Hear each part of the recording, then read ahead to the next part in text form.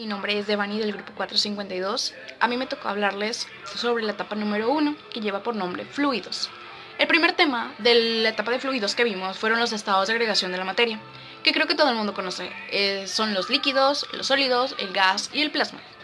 Los líquidos tienen una forma definida. Son capaces de soportar y de transmitir esfuerzo, como la presión, la compresión, el corte, etc.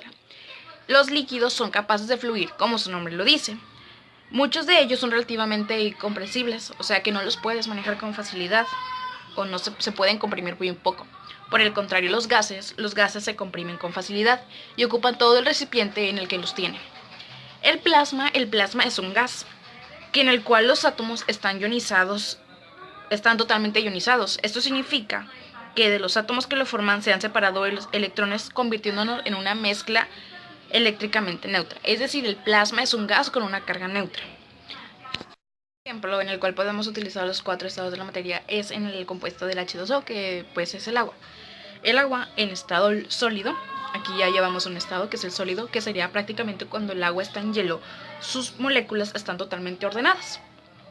Después de esto aumentamos tantito la energía o la carga, entonces esto empieza a que las partículas se empiezan a dispersar tantito, se empiezan a desplazar, y el que antes era hielo ahora es líquido, y esto ya es que se convierte en agua y ahora ya sería líquido. Entonces seguimos calentando y calentando. Lo que va a pasar es que pues las partículas pues van a calentarse, entonces van a empezar a esparcirse, entonces es cuando se va a convertir en gas, que sería el vapor de agua.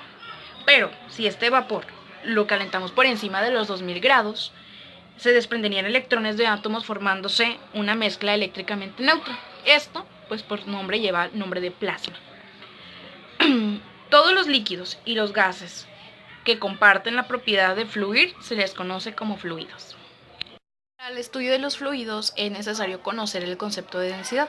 La densidad es una magnitud física relativa a la concentración de masa por unidad de volumen de la sustancia. Esta es la fórmula de densidad, que es como una T, y es igual a masa sobre volumen.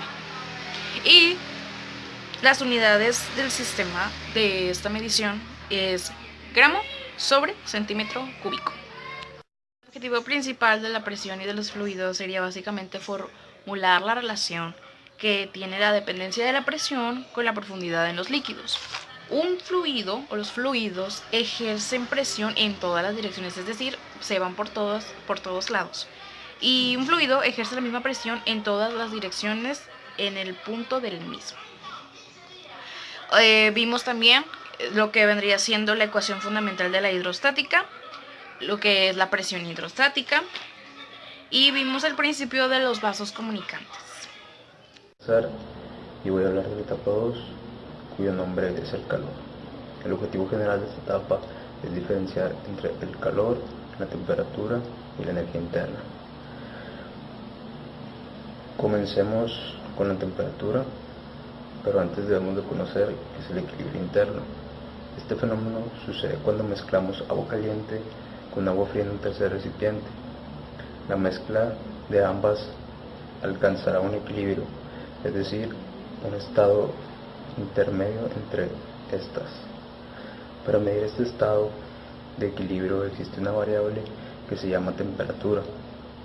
Dicho esto, podemos decir que la temperatura es una variable para medir el estado de equilibrio térmico entre los cuerpos. Una definición más completa sería que la temperatura es una medida de la energía cinética promedio que poseen los átomos, partículas o moléculas de una sustancia. Para medir la temperatura se utilizan las escalas Celsius, Fahrenheit y Kelvin. Ahora que sabemos qué es la temperatura, vayamos con el calor. Se llama calor a la energía que se transfiere entre un sistema y su entorno en virtud de una diferencia de temperatura entre ellos.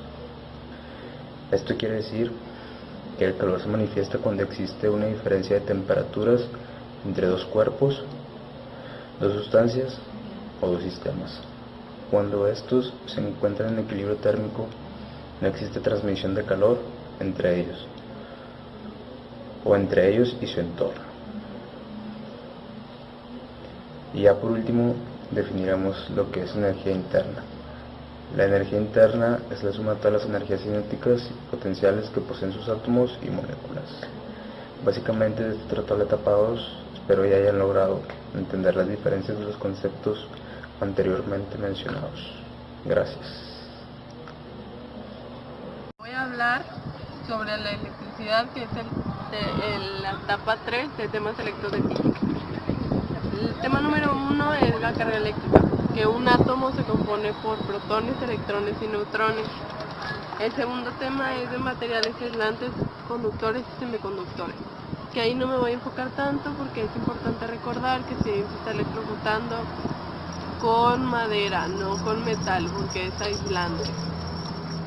El segundo tema es un sistema de la electrización de un cuerpo, que puede ser por inducción, por contacto o por conducción, o por fricción, que frotas y se hace electricidad, y si tocas otro que no esté electrizado, se electriza también. El siguiente tema es nos adentramos un poco a los Coulomb, cuánto valen y cómo se resumieron. El siguiente tema es 3. La ley del Coulomb, que es la magnitud de fuerza eléctrica entre dos cargas puntuales, que es directamente proporcional al producto de las cargas e inversamente proporcional al cuadrado de la distancia entre ellas. O sea, fuerza es igual a la constante de la carga 1 por la carga 2 sobre la distancia al cuadrado. También vimos la interacción entre cargas eléctricas, que es cargas de signos iguales se repelen y cargas de signos diferentes se atraen. Voy a resumir todo el tema porque este es un tema muy extenso y básicamente lo mismo. Así que para no tardarme tanto, el siguiente tema es el circuito eléctrico, que se encarga del voltaje y tiene resistencia, corriente y voltaje, que puede ser un circuito paralelo, un circuito en serie o un circuito mixto, que aquí aplica la ley de Ohm, que su fórmula es corriente es igual a voltaje sobre resistencia, y con ese podemos sacar el número de ohms que tiene cada circuito. Esto sería todo, gracias. Hola, ¿cómo están? Yo soy Oliver y les voy a explicar sobre, en este caso, qué tiene relación el ruido con las ondas y las oscilaciones, que es de la etapa 4. En mi caso yo les explicaré con mi instrumento, que es la guitarra.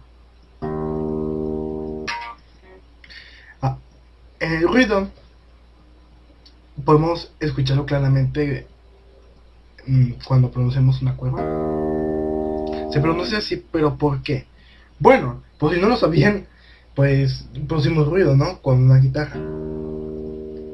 Pero si se fijan, el objeto donde yo hice fuerza vibra y genera ruido.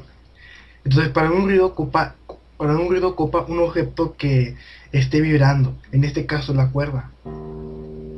¿Qué pasa aquí? Es una perturbación de energía, generando ondas que no se pueden ver aquí en nosotros. Son ondas así, son como líneas imaginarias. Entonces, cuando vibra el objeto, haz de cuenta que produce unas ondas que van aumentando. En este caso, en la guitarra van para adentro.